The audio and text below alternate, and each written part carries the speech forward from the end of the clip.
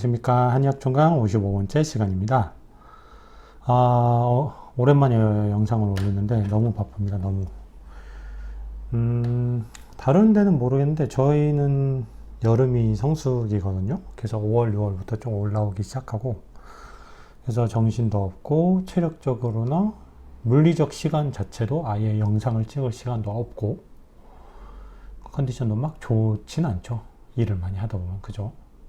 거기에다가 추가로 요새 제가 조금 공부를 또 하고 있는 게, 운기 정리하기 전에 조금 보고 있는 게 있는데, 그거 있잖아요. 세차운동이라고 있습니다.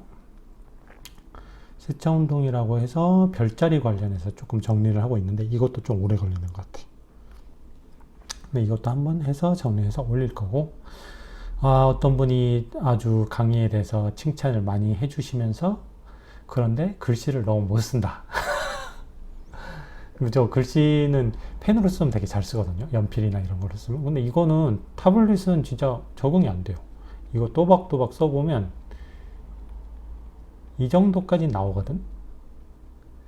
이 정도까지 나오는데 너무 시간이 오래 걸려. 그래서 빨리빨리 해야지.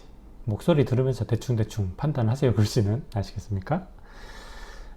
그래서 지금 하고 있는 게 뭐냐면, 지금 오행 상극에 대해서 들어갔는데, 그 중에 고대 문헌에 이런 오행 상극, 오행 간 제약 관계가 있는 것을 살펴보고 있잖아요. 그래서 저번 시간에는 묵자와 춘추좌시전에 나온 이 오행 간 제약 관계, 상극 관계에 대해서, 요 문구에 대해서 알아봤고, 오늘은 가장 중요한 요 황제내경에 대해서, 황제내경에도 이런 오행 상극 관계, 제약 관계가 어떤 문장들에 명시되어 있는지를 한번 볼 겁니다. 아시겠죠?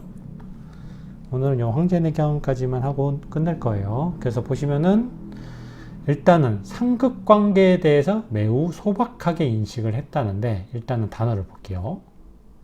이거는 다 아는 단어죠. 얻을 득인데, 의식하게 되네, 글씨를. 얻을 득인데, 여기서는 조금 더 뭐랄까, 의역을 해서 좀 부드럽게 해석을 하려면 만나다 득으로 해석해야 될 것 같아요.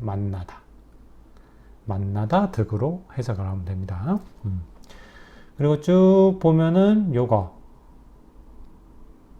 이게 멸자거든요. 멸인데 어떤 뜻이냐면, 그거 봐, 이렇게 연속되거든, 글씨가. 태블릿은 불이 꺼지다 멸입니다. 불 꺼지다 멸. 그래서 흔히 우리가 알 수 있는 게 소멸해버리다, 멸망하다, 이런 거 있잖아. 그리고 박멸하다. 무언가를 완전히 없애버리는 거죠. 종 자체를 없애버리는 거, 박멸하다. 그 다음에 쭉 보면 요거 좀 어려울 수 있는 단어인데, 이지러지다 결인데, 이지러지다가 그럼 뭐냐? 이게 뭐냐면, 어떤 존재가 있는데 다 없어지는 건 아니야. 뭔가 한쪽이 조금 어그러지고 한쪽 귀퉁이만 좀 어그러지는 거 있잖아. 그런 거를 이지러지다라고 하거든요. 그래서 다른 영역은 그냥 고스란히 보존되어 있는 상태에서 되게 어떤 일부 영역만 조금 결함이 생기는 거지. 그거를 이지러지다라고 표현하는데, 그래서 요 결자가 말 그대로 결함이에요. 결함할 때 결자이기도 하고, 결핍되어 있다. 결핍된 것도 다른 영양소 같은 경우는 다 충족이 된 거잖아. 근데 뭐 예를 들어서 비타민 A 결핍이면 다른 영양소는 골고루 다 있는데 비타민 A라는 놈만 부족한 거잖아. 그래서 다른 영역은 어떻게 제대로 보존되어 있다는 전제가 들어있는 단어가 요겁니다. 이지러지다 결. 그래서 뭐 또 뭐가 있을까? 결점이라는 것도 있고, 뭐 무언가가 결여되어 있다 할 때도 요 결자를 쓰겠죠. 그리고 요거는 조금 쉬운 건데, 끊을 절. 그래서 뭐 있습니까? 단절되다. 단절하다 절이겠죠? 그래서 이 상극관계에 대한 소박한 인식이 요 문장이 나오는데, 이거는 간단히 보면 그거예요. 지금 음양오행에 대한 내용이 어려워서 시중에 파는 여러 가지 책들을 보신 분들이 있는데, 거기서 그냥 이렇게 설명한 거 있잖아. 불은 물을 만나면 꺼진다, 이런 거 있잖아. 그리고 나무는 도끼로 베어지기 때문에 금극목이다. 이런 식으로 설명하는 게 있잖아. 그게 여기서 나온 거라고 보면 되지. 그래서 쭉 나와요. 목은 금을 만나면 베어버려. 치다 버린데 뭐 베이다 벌목하다 버리겠지. 그리고 화는 수를 만나면 꺼져버린다. 소멸되어 버린다. 이거 조금 매치해서 외워야 될 것 같아. 목득금하면은 벌되고 화득수하면 멸된다. 그리고 토가 목과 만나면 어떻게 되면은 달되어 버려. 이 달이 뭐냐면 사방으로 뭔가 이렇게 소통이 돼버리는 것을 뜻하는데, 이 달자는. 자, 이게 무슨 말이냐? 일단은 보면은 나무의 뿌리와 줄기, 특히 이 뿌리가 가진 힘이 엄청나죠. 그죠? 막 다 뚫고 들어가잖아. 심지어는 오래되면 막 돌도 뚫거나 막 이렇게 파쇄시켜버리는 힘이 있잖아, 뿌리가. 그지? 그래서 토 자체의 고유의 특징이 뭐냐면 극도로 낮은 침투성을 보유하거든. 그러니까 이런 거 있잖아요. 우리가 토를 이렇게 집안으로 삼아서 살아갈 수 있는 이유가 뭐야? 이게 단단해서 일로 웬만하면 뚫리지 않아. 그렇기 때문에 우리가 아무리 무거운 건물이라도 이 뚫리지 않기 때문에 요거를 지탱하고 서 있을 수 있는 거잖아. 즉, 토의 중요한 속성 중에 하나가 요 낮은 침투성입니다. 아시겠죠? 안으로 뭔가를 허용하지 않아. 근데 나무 같은 거 어때요? 나무 같은 건 막 뿌리가 어떻게 사방팔방으로 막 뚫고 들어가잖아. 이 무력 흙을. 즉, 침투성이 낮아서 만물을 지지할 수 있는 특유의 단단한 지방을 사방으로 뚫어버리는 역할을 해. 이 토의 그 근본 속성을 어떻게 목이 약화시키는 거죠. 이런 현상만 보더라도 목극토구나 라는 거를 조금 유추해 볼 수 있다 이거지. 그죠?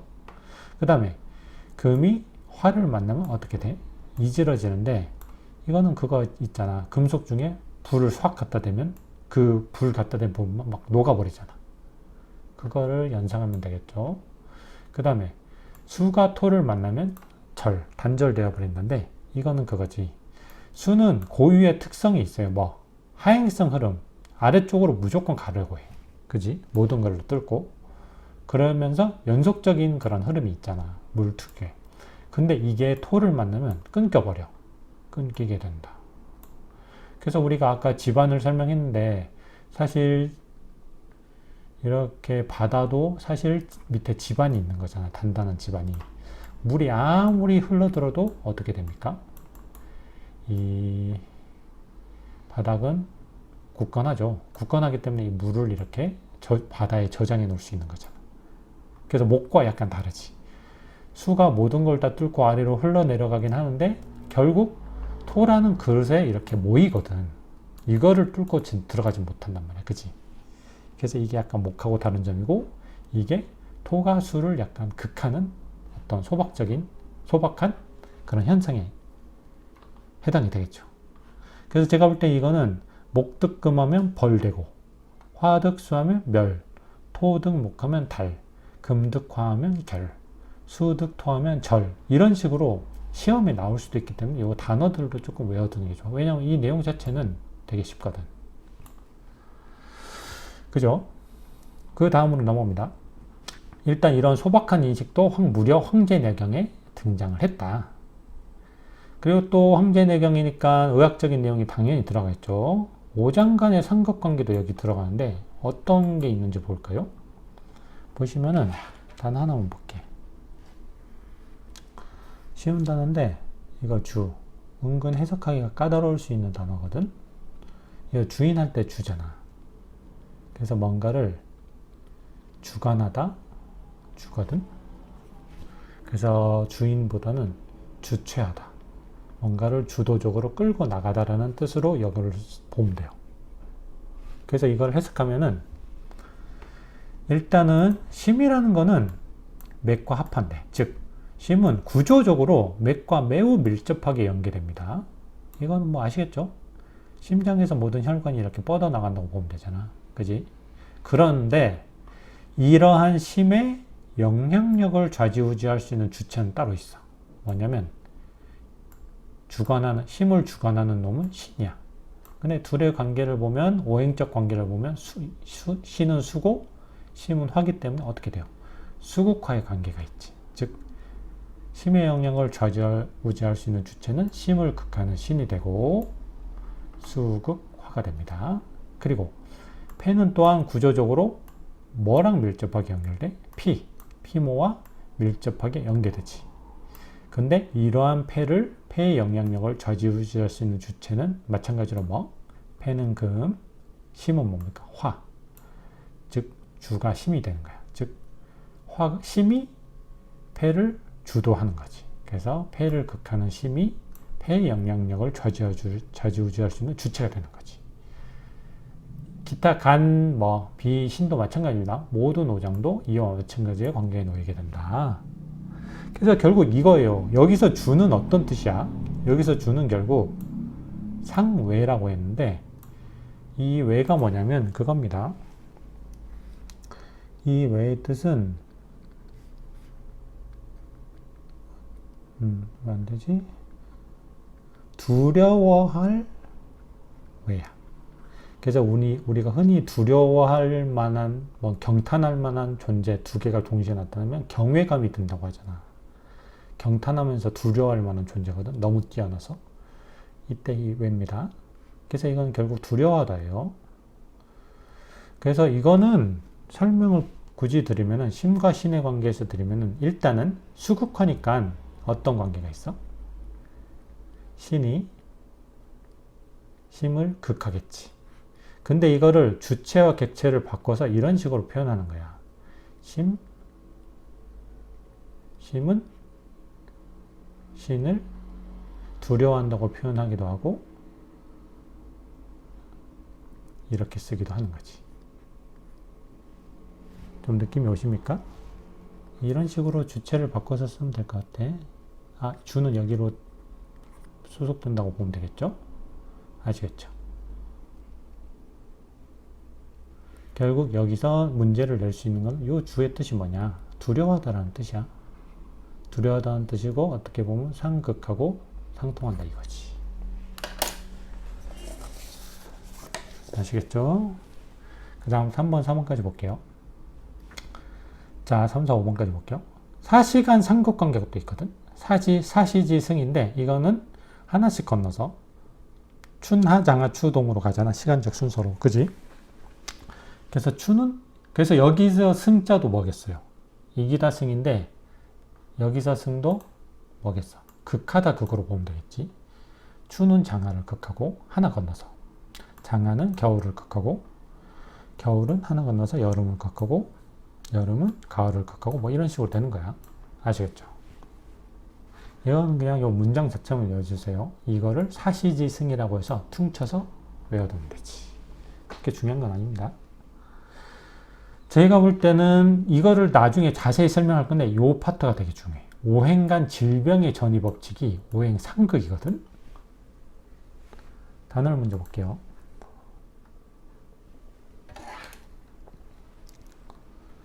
자, 일단 요놈 옮기다이, 옮기다 이에요. 그래서 뭐 제일 흔한 거 이사하다, 이동하다. 병이 뭐 전이 되다 할 때 다 이야. 그리고 사자성어로 뭐 있어요? 우직한 우공이 산을 옮기는 거. 이것도 찾아보세요. 다 요 입자입니다. 옮기다이. 예, 간단히 말하면 그거야. 우공이라는 그 영감내 앞에 산이 있었거든. 산이 두 개인가 있었단 말이야. 그래서 저쪽 마을로 건너가려면 삥 돌아가야 돼. 엄청 멀잖아, 시간적으로. 그래서 자기 아들하고 손주를 동원해서 여기 산으로 직행해서 가는 길을 뚫기 시작한 거지. 택도 없잖아, 3명이서 하기에. 그래서 옆집 사람들이 막 비웃었겠죠. 아니, 영감님, 그거 언제 그거를 다 합니까? 하고 비웃고, 요 두 산에 있는 산의 신들도 그걸 보면서, 야, 네가 아무리 이거 파도 이걸 뚫겠냐라고 생각을 하면서 서로 히덕거렸겠지. 근데 어느 날 또 그렇게 어떤 이웃 사람이 말하니까 이 우공이라는 할아버지가 그렇게 얘기를 한 거야. 내가 못하면 내 손자가 하고, 내 아들이 하고, 내 아들이 못하면 내 손자가 하고, 손자가 못하면 또 그 증손자가 하고, 이렇게 하다 보면 흙은 어차피 더 쌓이진 않는다. 우리가 덜어내면 계속 줄어들 뿐이다. 결국 시간 문제지. 이거는 우리가 길을 뚫을 수 있으니까 내가 일을 하는 거다. 어떻게 보면 엄청 우직하고 멋있죠. 이 말을 이 신들이 들은 거야. 뭐 요새 말로 와, 얘네 둘이 어떻게 생각해? 진짜 미친놈이다. 이놈 진짜 할 놈이다. 미친놈이 등장했다 하면서 더 높은 신, 하늘에 있는 신한테 이 두 신이 가서 말하는 거야. 야, 우리 산 큰일 났어요, 이거. 이놈이 이러다가 우리 산 다 없앨 것 같다. 우리 산 옮겨져라. 해서 이 사람이 잘 보니까 진짜 옮길 것 같은 거야. 진짜 이 산을 다 파낼 것 같은 거야. 이 우공하고 이 아들, 손자들이. 그래서 이 산을 멀리 옮겨줬다. 그래서 앞에는 깨끗해지는 거지. 이게 우공이산입니다. 정말 우직한 노력. 여러분도 한의학총각 공부할 때 요게 조금 필요하겠죠? 요런 노력이. 결국은 뚫립니다. 뚫리긴 뚫려요. 시간 문제예요. 요 모든 양이 아무리 많아 보이지만 결국은 다 할 수 있습니다. 아시겠죠? 그리고 요거는 차례차. 차례. 순서. 차례할 때 차. 절차할 때 차고. 그 다음에 요거. 전하다 전. 그래서 뭐 있어요? 전통, 전파하다, 유전, 부전자전. 또 글자가 날라가죠. 어쩔 수 없습니다. 시간이 없어요, 시간이. 그러면 이 오장간 질병의 전이법칙이 이렇게 나와 있는데 요거를 해석을 해보면 어떻게 되냐면 이런 거야. 오장은 상호 유기적으로 연계돼서 소통되긴 하거든요. 즉 이게 무슨 말이냐면 우리가 천지간에 존재하는 하늘과 땅 사이에 있는 모든 사물들은 서로 소통을 해. 이건 당연한 거야. 서로 소통을 하는데 여기서 결정적으로 뭐가 있어요? 유독 긴밀하게 소통하는 관계가 있고 좀 소원하게 소통을 하는 관계도 있을 거 아니야. 마찬가지야. 오장 역시 상호 유기적으로 연계돼서 소통하긴 하지만 이게 뭐예요? 절대적으로 동등한 양방향적 소통 구조가 아니라 이거지. 즉 소통되더라도 뭔가 또 전기가 이동할 때는 이 장에서 다른 장보다 다른 장으로 유독 어떤 장으로 더 그 전기를 보내는 장이 있겠고 사기를 보낼 때도 모든 곳으로 사기를 보낼 수는 있지만 유독 더 보내는 장이 있겠지. 즉 그걸 말하는 거예요. 그래서 모든 전이 과정에는 발현 경향성 편차에 따른 고유의 차례가 존재하는 거야. 즉 그게 이거 말하는 거야. 오장은 서로 통하긴 하는데 그 뭔가가 전이 되고 이동할 때는 차례가 존재해. 우선순위가 존재한다 이거지. 그래서 심으로부터 사기를 받은 간은 해당 사기를 어떻게 다른 뭐 패비신으로 다 보낼 수는 있겠죠. 근데 상대적으로 자신이 극하는 비로 전이시키는 높은 경향성 보이는 거야. 그게 이거예요. 간이 심으로부터 사기를 받지만 이거를 나머지 비패신으로 골고루 뿌릴 것 같은데 상대적으로 비로 상당히 많은 양의 사기를 보낸다 이거야. 즉 경향성의 차이가 있다 이거지. 오장 간의 그런 소통성에도. 즉 일반적으로 오장의 병이 생기면 자신이 극하는 오장으로 그 사기를 전이시키는 병리적 현상이 이거 오장의 병이 생기면 자신이 이기는 쪽으로 사기를 전이시키는 병리적 현상이 뭡니까? 이거. 상호 소통되긴 하나 그 소통 경향성에는 편차가 존재한다는 대표적인 사례가 이 사기 전달 과정이야. 그리고 이게 오행 상극 관계로 전이가 된다 이거지. 이거는 뒤에 설명을 할 건데 상당히 중요한 내용입니다. 왜 이렇게 상극 관계로 전이가 되느냐는 뒤에서 설명을 드릴게요. 아시겠죠? 자, 그 다음에 이거는 한번 그냥 보고 지나가시면 되는데 오온육기, 지긋지긋한 오온육기죠. 이거는 나중에 암기만 하고 넘어가면 됩니다. 오온육기의 태과가 인체에 미치는 영향이 있겠지.